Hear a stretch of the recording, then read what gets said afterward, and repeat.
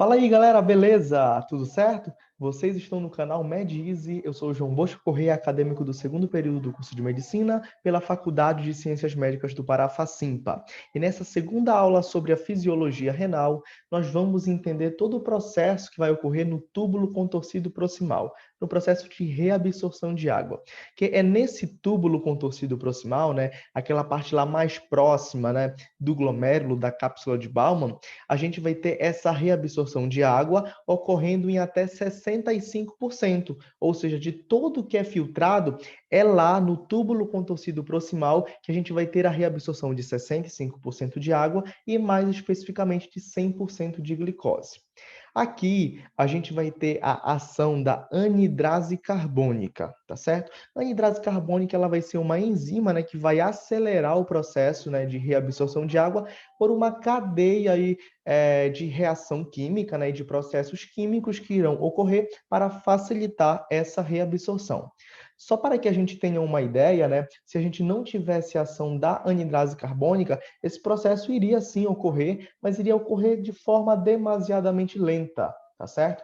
Pela ação da anidrase carbônica, a gente tem aí uma aceleração, né, uma guinada entre 10.000 até 1 milhão de reações por segundo acontecendo. Então, é um processo, realmente, um processo metabólico muito rápido, né? Que vai fazer também a regulação aí do pH sanguíneo, tá certo?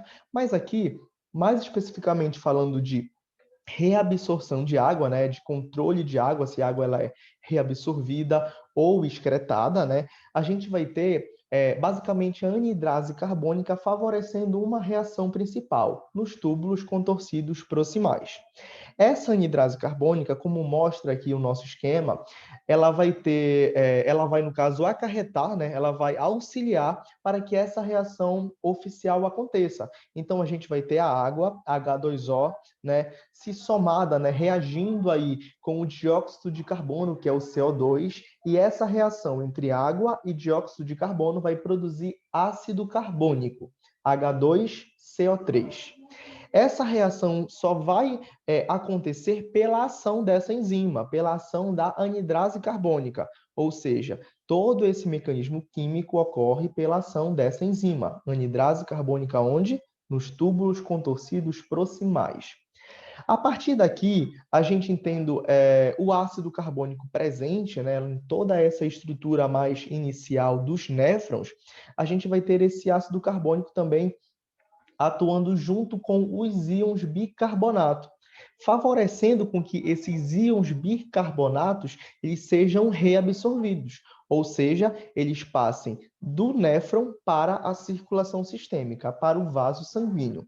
Esses íons bicarbonatos sendo reabsorvidos, a gente vai ter também a abertura de canais de sódio, e o sódio, consequentemente, ele também é reabsorvido. Isso a gente está falando da fisiologia acontecendo normal, sem nenhum inibidor, sem nenhum fármaco atuando aqui, perfeito?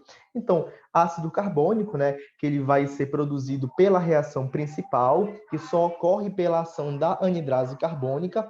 Esse ácido carbônico, ele vai favorecer a reabsorção dos íons bicarbonatos, que por sua vez vai favorecer a abertura de canais de sódio, e o sódio ele vai ser reabsorvido. Esse sódio sendo reabsorvido, pelo que a gente já conhece, a água também ela é reabsorvida. Então, a reabsorção de água ela vai ser uma consequência direta da reabsorção de sódio. Perfeito? Então, assim, a gente vai diminuir o volume da urina, a gente vai reduzir a diurese. O que acontece quando a gente toma, por exemplo, um inibidor, né, da anidrase carbônica, né, um fármaco aí que vai inibir a ação dessa enzima da anidrase carbônica? A gente não vai ter essa reação principal acontecendo. Então, a gente não vai ter a água, né, reagindo aí com o CO2, produzindo o ácido carbônico, H2CO3, certo? Então, automaticamente, a gente não tendo essa produção de ácido carbônico, a gente não vai ter a reabsorção dos íons bicarbonatos. Desculpa. Consequentemente, a gente não tem a abertura de canais de sódio, né? A gente não vai ter a reabsorção de sódio e, por fim, não vai ter a reabsorção de água. a água continuando na estrutura, né, interior do néfron, ela vai ser excretada. Então, por isso que, quando a gente tem a ação de um fármaco inibidor de anidrase carbônica, nesse caso, no túbulo contorcido proximal, a gente vai ter uma maior diurese, uma maior produção de urina, uma maior excreção. Beleza? Então é isso, gente. Essa nossa segunda aula sobre a fisiologia renal, a gente fica por aqui, né? E na próxima aula a gente vai falar sobre os inibidores de alça. Aguardo por vocês e até a próxima.